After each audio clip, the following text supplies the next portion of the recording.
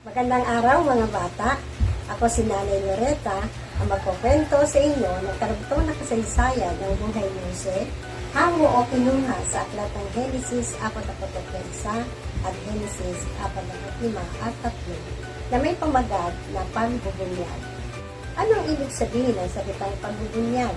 Para inyong malaman, ang pagbubunyag ay salita na inihahayag o sinasabi, isang mahalagang katotohanan na walang nakaalam. Okay? Simulan na natin ang kwento. Lalong lumala ang tagutom sa Kanaan. Di nagtagal, naubos din ng pamilya ni Israel ang lahat ng pagkain na binili nila sa Ehipto. Kaya sinabi ni Juda sa kanyang ama, "Pasamahin niyo na po si Benjamin sa akin. Igagarantya ko po ang aking buhay. Kapag hindi ko siya naiuwi ng ligtas, ako po ang mananagot sa inyo." Si Juda ang pang-apat na anak ni Israel. Sa wakas, pumayag na rin si Israel na sumama si Benjamin sa mga kuya niya papuntang Ehipto. Sinabihan niya ang mga anak niya na isauli ang pera na natagpuan nila sa kanilang mga sako at magdala rin ng mga pasalubong para sa gobernador. Pagdating ng magkakapatid sa Ehipto, idinala sila sa bahay ng gobernador. Noong una, natakot sila. Akala nila huhulihin sila dahil sa pera na natagpuan nila sa kanilang mga sako. Sinubukan nilang isauli ito sa katiwala ng gobernador. Pero ang sabi niya, "Huwag kayong mag-alala. Natanggap ko ang inyong bayad. Siguro ang Diyos ng inyong ama ang naglagay ng pera sa mga sako ninyo." At inilabas ng katiwala si Simeon para makasama nila.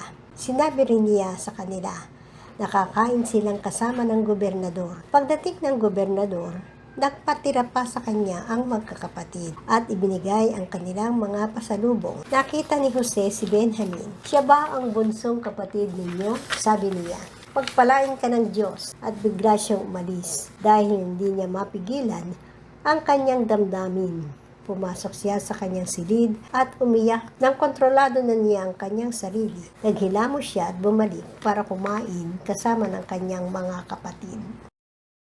Inutusan ni Jose ang kanyang katiwala na ilagay ang kanyang kopang pilak sa sako ni Benjamin sa ibabaw ng pagkain. Kinaumagahan, maagang umalis sa Ehipto ang magkakapatid. Pero hindi pa sila nakakalayo sa lungsod nang habulin sila ng katiwala ng gobernador. Sabi niya, "Bakit ninakaw ninyo ang kopang pilak ng amo ko? Matinding krimen ang ginawa ninyo." "Sumpa man, hindi po namin iyon ginawa," sabi ng magkakapatid. "Sige po, kung mahahanap ninyo sa isa sa amin ang kopang iyon, ipapatay niyo siya at gawin ninyo kaming mga alipin." Binuksan ng bawat isa sa kanila ang kanilang sako, mula sa pinakamatanda hanggang sa pinakabata, at nakita ang kopa sa sako ni Benjamin. Malungkot na bumalik ang magkakapatid sa lungsod at nagpatira pa sa gobernador. Sabi ng gobernador, "Ang kumuha ng kopa ang magiging alipin ko. Kayo naman ay maaari nang makauwi sa inyong ama." Lumapit si Juda sa gobernador. "Huwag po kayong magagalit sa akin," sabi niya. "Sinabi po namin sa inyo na matanda na ang aming ama at meron kaming nakababatang kapatid. Siya na lang po ang natirang buhay sa mga naging anak ng kanyang ina at mahal na mahal siya ng aming ama. Ang sabi niyo po sa amin, hindi kami makakaharap uli sa inyo kung hindi namin kasama si Benjamin. At ngayon, kung uuwi po kami na hindi siya kasama, mamamatay po ang aming ama. Kaya hayaan niyo pong ako na lamang ang maging alipin ninyo, kapalit ni Benjamin. Payagan niyo na pong siyang umuwi kasama ng iba kong mga kapatid. Hindi po ako makababalik sa aking ama nang wala siya. Hindi ko po kaya saksihan ang matinding dagok na darating sa aking ama." Hindi na mapigilan ni Jose ang pag-iyak. Inutusan niyang lumabas ang lahat ng mga tauhan niya. Umiyak siya ng malakas. "Ako si Jose," sabi niya. "Ako ang kapatid ninyong ipinagbili niyo sa Ehipto. Buhay pa ba ang aking ama?" Takot na takot ang magkakapatid ni Jose. Hindi sila makapagsalita. Dito na natin puputulin ang maikling kwento. Kinig ba kayong mabuti mga bata? Kung gayon, meron akong ilang katanungan. Una, paano naikayat ni Juda ang kanyang ama na pasamahin si Benjamin sa kanila sa Ehipto?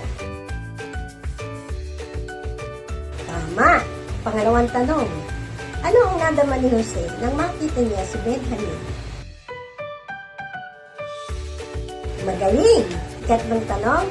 Ano ang ginawa ni Jose nang pauwi na ang kanyang mga kapatid? Ano kaya ang pakay niya? Tama! Sa palagay ninyo, nagbago na kaya ang mga punggan ni Jose? Bakit?